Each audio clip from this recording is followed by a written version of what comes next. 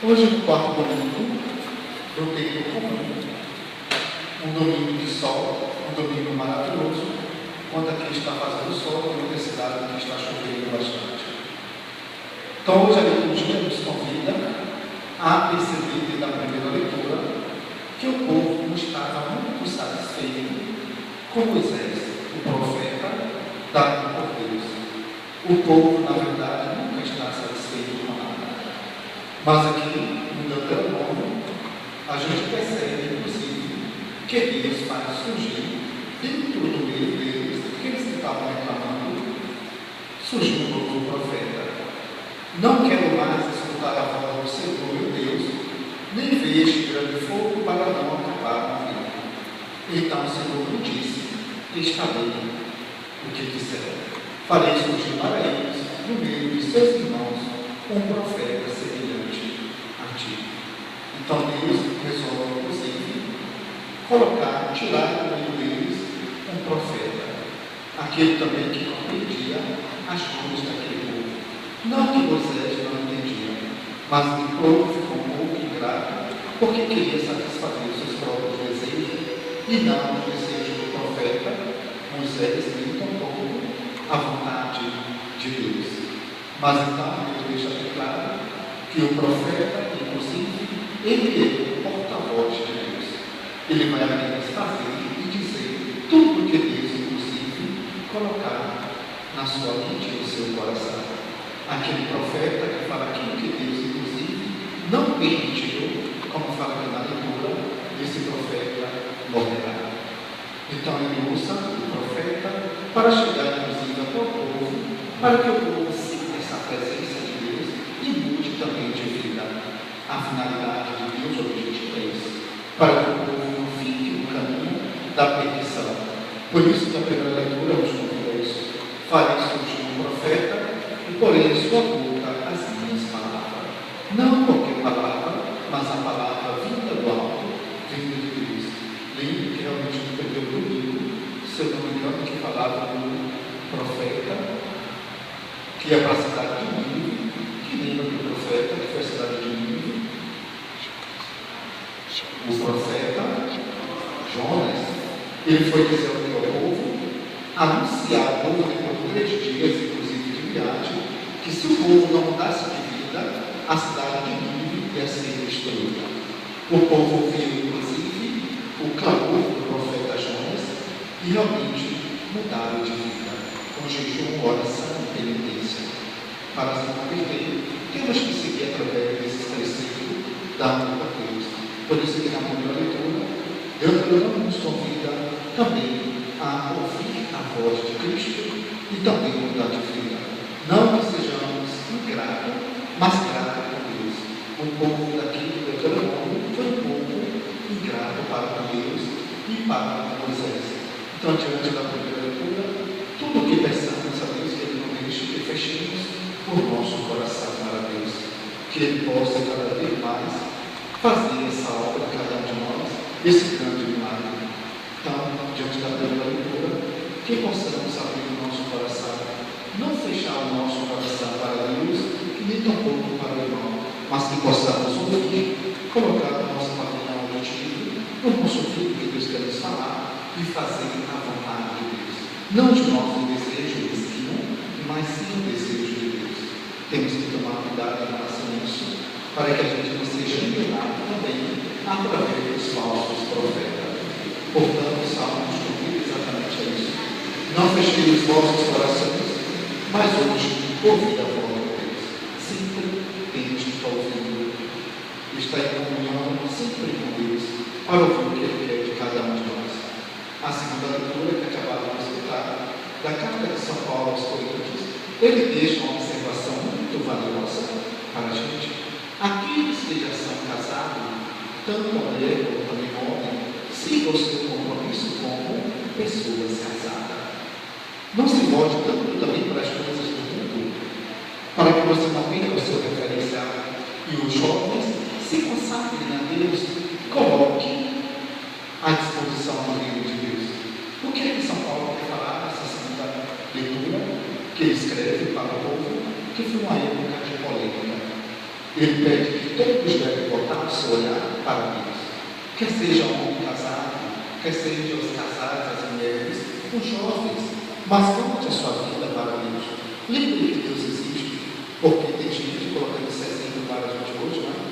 Quantas pessoas casam, e já não tem mais tempo, já escutei tantos relatos sobre isso. Falei, depois que eu casei, eu tive mais tempo de ir à igreja. E olha que a igreja é em frente à casa da pessoa. E a pessoa não tem tempo de ir à igreja, mas tem tempo de ir para outros lugares, menos de ir à igreja. Mas quando precisa, quando o casamento está em crise, a quem procura? A igreja procurando sempre a Deus. É verdade. Colocando o casamento como empecilho para chegar até Deus.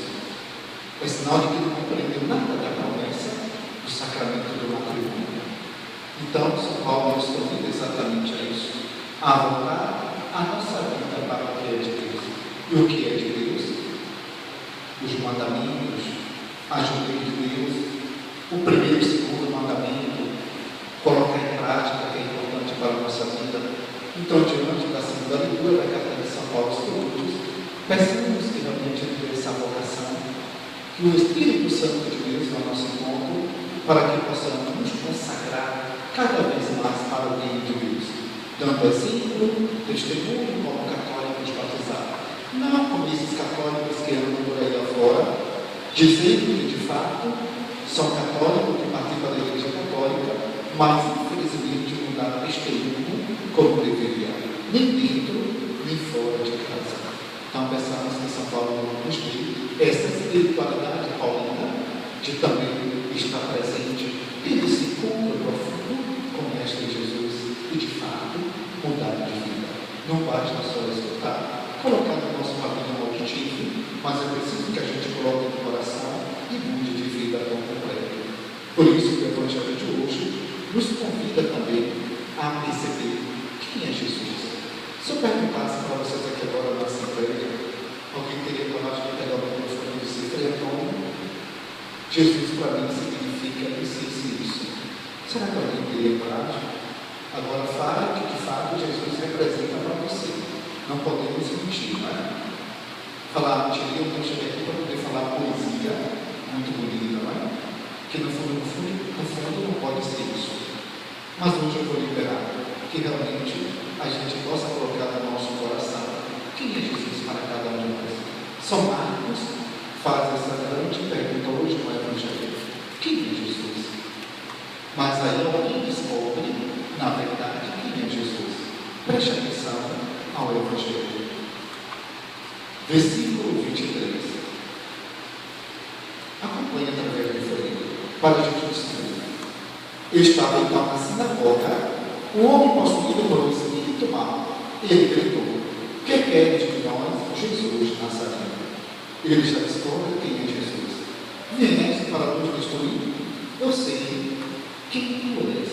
Tu és o Santo de Deus. O que foi que Jesus pediu? Intimou para que ele pudesse ficar calado e saísse daquele momento. Deu um grito, um forte grito, e saiu. Todos ficaram espantados com esse novo ensinamento, essa nova autoridade de Jesus Cristo. Tu és o Santo de Deus. Jesus pede que ele fique calado, que ele não diga nada. O que a gente percebe nesse Evangelho de hoje, que até Jesus tem o poder, inclusive, de destruir o mal. Disso não tenhamos dúvida jamais. Ele pede que o espírito mal saia daquele homem. Ele saiu com um forte grito, certamente deve ter colocado a pessoa, inclusive, no chão, de forma muito violenta. Veja vocês que até Jesus Cristo, com seu poder, consegue destruir o mal. O que é que o Evangelho fala para a gente hoje? Qual é o exemplo que ele dá? Qual a lição que ele dá para a gente hoje? Que devemos confiar cada vez mais em Cristo e no seu divino ensinamento. Ora, Frei Antônio, ensinamento bom. Se você quer saber de fato o ensinamento de Jesus, comece a ler o primeiro livro do Novo Testamento. Diga-lhe para mim, por gentileza, qual é o primeiro livro do Novo Testamento? Não me diga o que é Gênesis. Qual é o primeiro livro do Novo Testamento? Eu não escutei. São Mateus? Quem disse que é São Mateus? Ele está certo? Ele disse que o primeiro livro é São Mateus. Quem está com ele, levante a mão. De fato, o Senhor está coberto de razão. É São Mateus, eu só dou palma para ele. Então, que a gente comece para compreender a vontade de Jesus Cristo no primeiro livro do Novo Testamento, que é São Mateus. Eu sei que vocês sabiam. Estava com um pouco de vergonha de dizer para o filho. Isso é natural. Mas o primeiro livro é São Mateus. Então, que a gente possa, nessa liturgia de hoje, pedir ao Mestre Jesus duas coisas importantes. A terceira pessoa da Santíssima Trindade, que é o Espírito Santo que vem sobre nós para assim, a gente descobrir no mais profundo de nosso coração quem é Jesus para a gente. Em que lugar ele ocupa na nossa vida?